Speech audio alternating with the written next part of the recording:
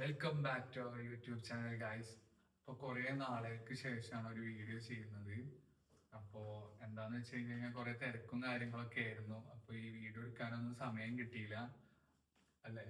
അതെ, നമുക്ക് ക്ലാസ്സും ജോലിയും അതിന്റെ ഇടയ്ക്ക് ഇപ്പൊ രണ്ടാമത്തെ വട്ടം നാട്ടിൽ പോയി വന്നു ഇവിടെ വന്നിട്ട് this is our third year here. So ഒരു 3 കൊല്ലത്തെ ചെറിയൊരു വിശേഷങ്ങൾ. കണ്ടന്റ് ക്ഷാമൊന്നല്ല ഗൈസ്. ഇല്ല, നമ്മളിനി റെഗുലർ ആയിട്ട് വീഡിയോ Videos ഇടാം ചെയ്യാൻ എന്ന് ശ്രമിക്കാം. വിചാരിക്കുന്നുണ്ട്.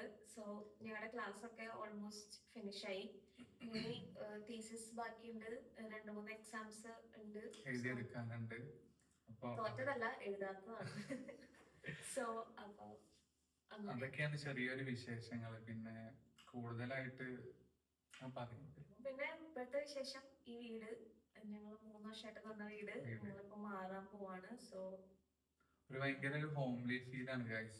എങ്ങോട്ടെങ്കിലും പുറത്തു പോയി കഴിഞ്ഞാൽ ഇങ്ങോട്ട് തിരിച്ചെത്തുമ്പോൾ നമ്മളെ വീട്ടിലെത്തിയ പോലെ തന്നെ, നമ്മളെ നാട്ടിലെ വീട്ടിലെത്തിയ പോലെ തന്നെ ഒരു ഫീലാണ് ഇവിടെ.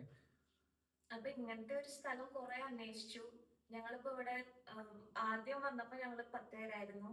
പിന്നെ അത് കുറഞ്ഞ 6 പേര് 7 പേരൊക്കെ ആയി. റീസെന്റ് ഇപ്പം ഞങ്ങൾ 5 പേരാണ് 6 പേരാണുള്ളത്, സോറി. സോ അപ്പൊ എല്ലാവർക്കും വിഷമൊക്കെ ഉണ്ട്. പക്ഷെ ഇങ്ങനത്തെ ഒരു സെറ്റപ്പ് നമുക്ക് ഇനി അവിടെ കിട്ടില്ല. കിട്ടൂല. So, അതാണ്.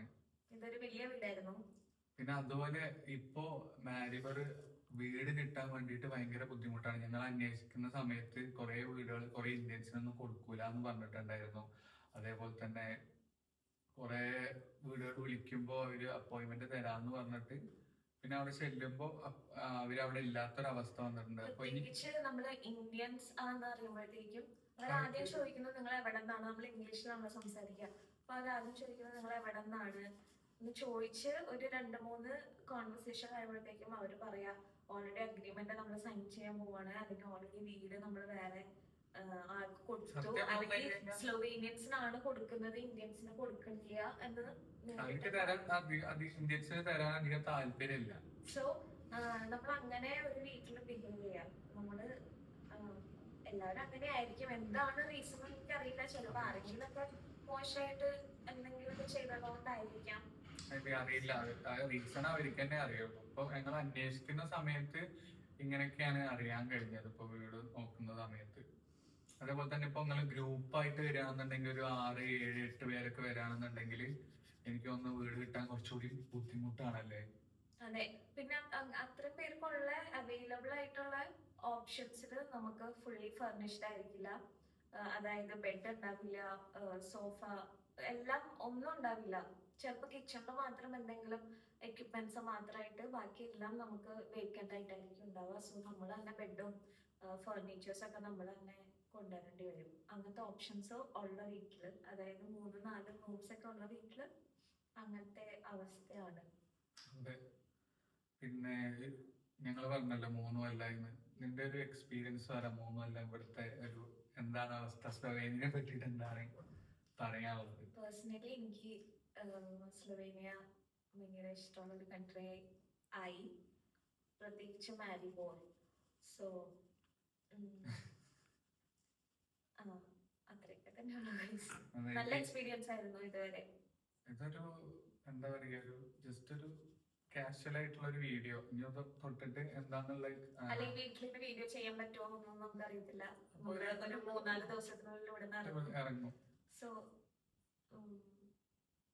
അതെ, എന്താണ് ഇതിന്റെ എക്സ്പീരിയൻസ്? 3 വർഷമായിട്ട് എക്സ്പീരിയൻസ് എന്ന് പറഞ്ഞു കഴിഞ്ഞാല് എനിക്ക് മാരിബർ ഭയങ്കരമായിട്ട് ഇഷ്ടപ്പെട്ടു. സിറ്റി അല്ലാത്തതുകൊണ്ട് തന്നെ അത്യാവശ്യം നല്ലൊരു പീസ്ഫുൾ ആയിട്ടുള്ള ഏരിയയാണ്.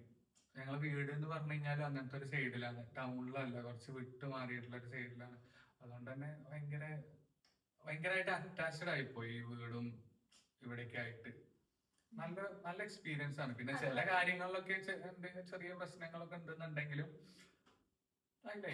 അതുപോലെ നല്ല ലാൻഡ് ലോഡ്സിനെയാണ് നമുക്ക് കിട്ടിയത്.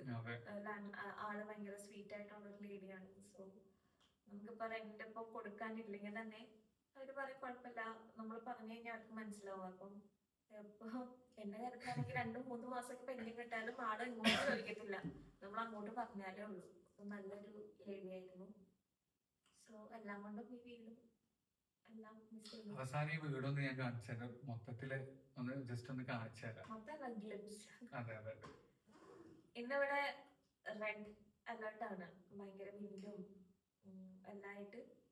പുറത്തൊക്കെ നല്ല നല്ല കാറ്റാണ് guys.